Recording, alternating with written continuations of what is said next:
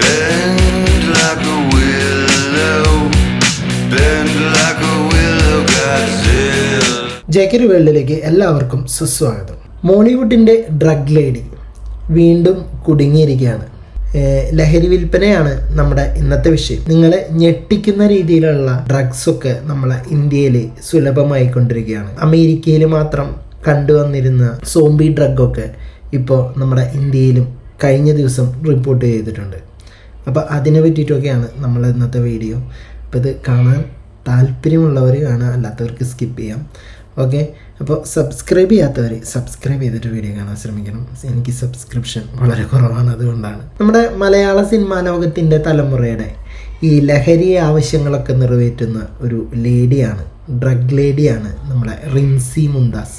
അങ്ങനെ റിൻസി മുംതാസ് ഈ അടുത്ത് ഇറങ്ങിയിട്ടുണ്ടായിരുന്നു. ഇപ്പോൾ വീണ്ടും പോലീസ് തൂക്കിയിരിക്കുകയാണ്. നെടുമ്പാശ്ശേരി വിമാനത്താവളത്തിന് സമീപത്തെ ഒരു ഹോട്ടൽ മുറി കേന്ദ്രീകരിച്ചിട്ട് ഈ രാസലഹരി വിൽപ്പന നടത്തുന്നതിനിടെയാണ് നമ്മളെ ഇൻസ്റ്റാഗ്രാം താരമായിട്ടുണ്ടായിരുന്ന ഈ റിൻസിയെയും പിന്നെ അതിനോടൊപ്പം തന്നെ 3 കൂട്ടാളികളെയും പിടികൂടുന്നത്. മുമ്പ് ഈ കാക്കനാട്ടെ ഫ്ലാറ്റിൽ നിന്നായിരുന്നു ഈ MDMAയുമായിട്ട് പിടിയിലായിട്ടുണ്ടായിരുന്നത് ഈ റിൻസി. അവിടുന്ന് പിന്നെ ജാമ്യത്തിൽ ഇറങ്ങിയിട്ടുണ്ടായിരുന്നു.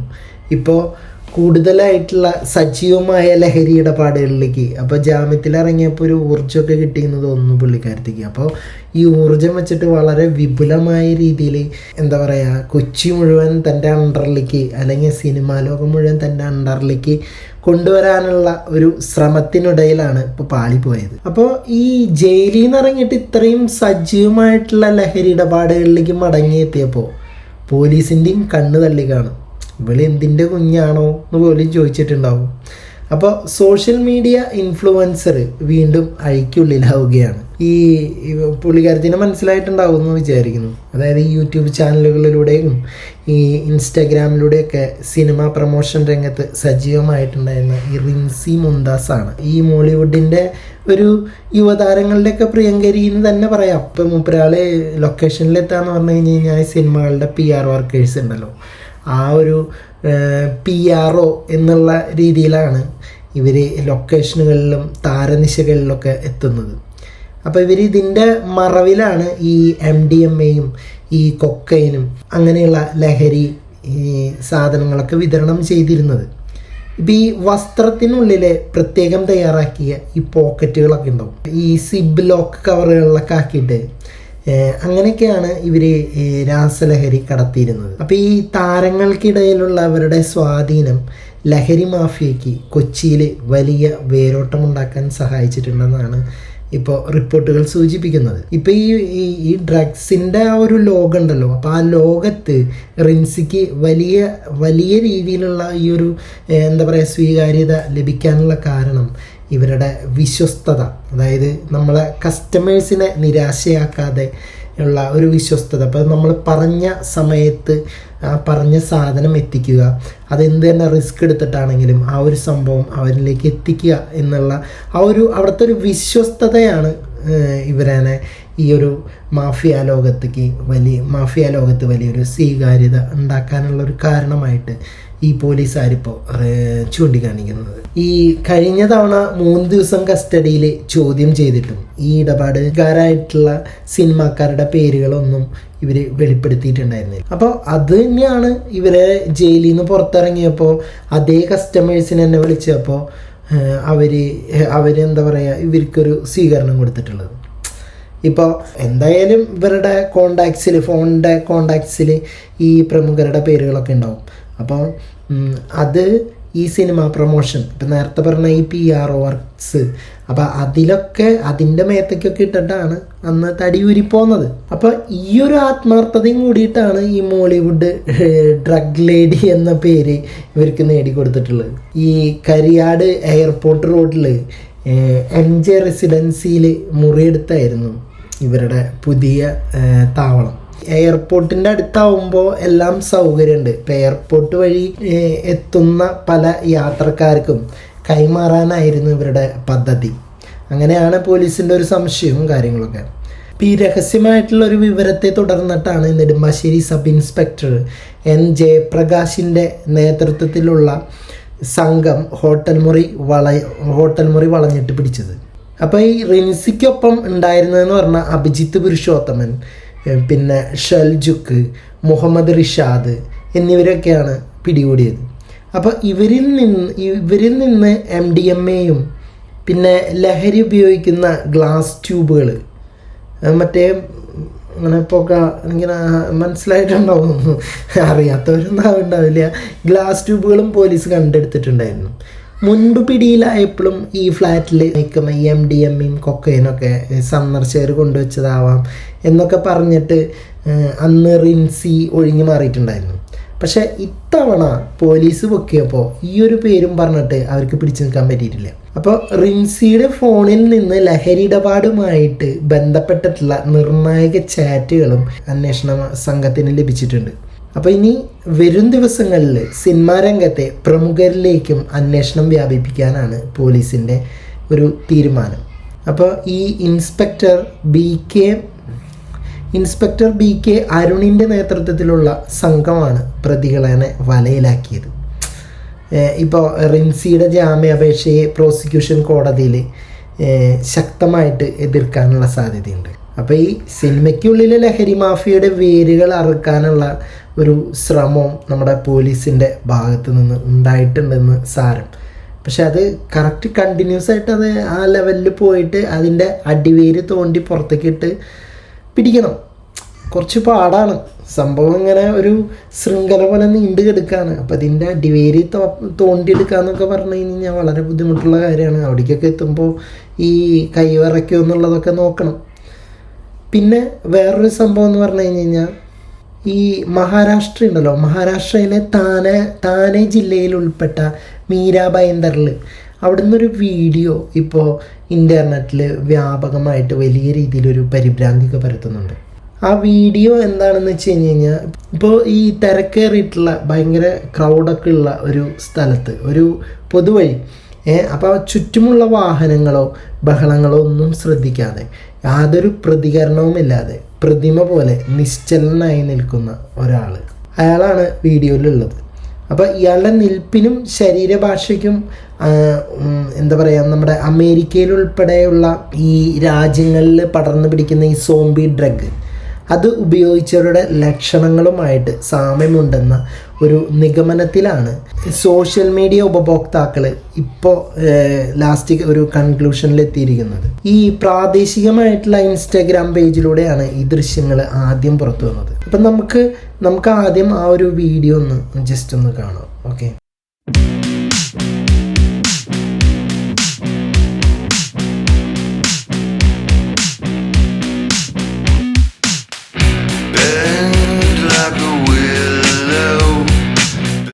ഈ വീഡിയോയിൽ കാണുന്ന യുവാവ് ഒരു നിശ്ചിത ആംഗ്യത്തിൽ അനങ്ങാതെ മിനിറ്റുകളോളം നിൽക്കുകയാണ്.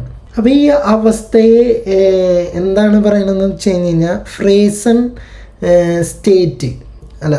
ഫ്രോസൺ സ്റ്റേറ്റ് എന്നാണ് ഈ മയക്കമരുന്ന് വിരുദ്ധ പ്രവർത്തകർ ഇതിനെ വിശേഷിപ്പിക്കുന്നത്. ഈ പഞ്ചാബിലും മറ്റും ഇത്തരം മയക്കുമരുന്ന് ഉപയോഗം എന്നിട്ട് പറയാം വളരെയധികം കൂടുതലാണ്, വ്യാപകമായിക്കൊണ്ടിരിക്കുകയാണ്. ഈ കമൻറ്റ് ബോക്സ് നമ്മൾ പരിശോധിക്കുമ്പോൾ കാണാൻ കഴിയുന്നത്. എന്നാൽ ഈ ഒരു യുവാവ് മയക്കുമരുന്ന് ഉപയോഗിച്ചിട്ടുണ്ടെന്ന കാര്യത്തിൽ യാതൊരു വക ഔദ്യോഗികമായിട്ടുള്ള സ്ഥിരീകരണവും ഇതുവരെ ലഭിച്ചിട്ടില്ല എന്നുള്ളതാണ്. അപ്പോൾ ഈ ഒരു ഡ്രഗ്സിൻ്റെ പ്രത്യേകത അതാണ്. സമാനമായിട്ടുള്ള രീതിയിൽ ഒരു വീഡിയോ കുറേ മാസങ്ങൾക്ക് മുമ്പായിട്ട് ബാംഗ്ലൂരിൽ പ്രചരിപ്പിച്ചിരുന്നു. അന്ന് ബാംഗ്ലൂരിൽ ഈ സോംബി ഡ്രഗ് എത്തി എന്ന തരത്തിലാണ് ഒരു വൻതോതിൽ വ്യാജ വാർത്തകൾ പ്രചരിപ്പിച്ചിരുന്നത്. എന്നാൽ നമ്മുടെ ബാംഗ്ലൂർ സിറ്റി പോലീസ് നടത്തിയ സമഗ്രമായ അന്വേഷണത്തിൽ സത്യം മറ്റൊന്നാണെന്നാണ് തെളിഞ്ഞത്. വൈദ്യപരിശോധനയ്ക്ക് വിധേയനാക്കി.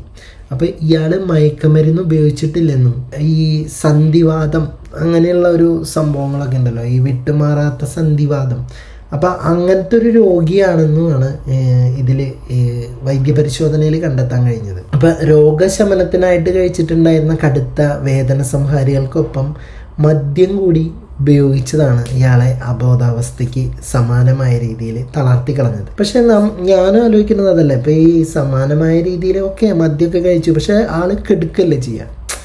അപ്പം അടിച്ച് സംഭവം സാധനം അടിച്ചു, നല്ല രീതിയിൽ കയറിയിട്ടുണ്ട്, പിന്നെ ഗുളിക കഴിച്ചിട്ടുണ്ട്, വേദന സംഹാരി കഴിച്ചിട്ടുണ്ട്. സോ നല്ല രീതിയിൽ ടയർഡായി കിടക്കും. പക്ഷേ ഈ മനുഷ്യൻ അവിടെ കിടക്കല്ലല്ലോ ചെയ്തിട്ടുണ്ടായിരുന്നത്.